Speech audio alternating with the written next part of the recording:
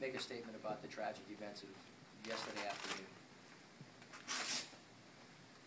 A set of circumstances which are tragic no matter which way you cut them.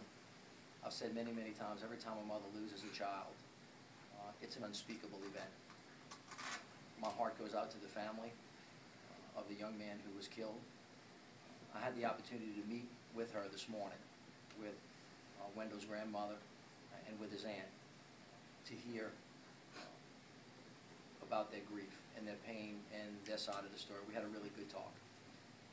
I committed to them, and I commit to the people of the city of New Orleans, there's going to be a full investigation into this matter. As I've said many times, the Department of Justice is embedded in the police department. We have 2 FBI agents that are working with our intelligence units, and they're embedded with us right now. I have instructed the chief that I want a full and open and fair investigation. I've had the opportunity to speak to Susan Hudson, who's the independent police monitor that works for the Inspector General. And again, I reiterated to her that in all of these instances, because of the difficulties of these matters and the unspeakable tragedy, that a full and fair investigation is the only thing that is going to bring closure to the extent that's possible that surrounds what I would consider to be the cultural violence that exists in the city of New Orleans. It's a very, very difficult time for the city of New Orleans. It has been for some time, and as I've said, not everybody is at fault, but all of us are responsible. And we have to walk through that in this way. Later this afternoon, the chief is going to have a press conference. He's going to be able to lay out the details as we know them.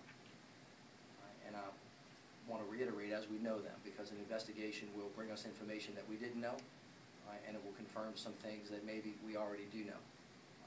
But again, as I have said, I've been informed that last night the independent monitor was on the scene immediately, that a full investigation is ongoing right now, and that my commitment to the parents and to the people of New Orleans, there will be an open and full investigation, will be transparent, and we will let the facts take us where it leads us, and it will hopefully come to some resolution.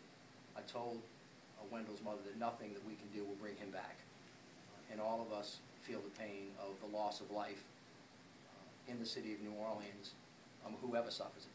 And we have to continue to speak about the value of life in the city of New Orleans, and all of us, as I have said, are responsible for finding an answer to all of the difficult problems that create the conditions where events like this occur.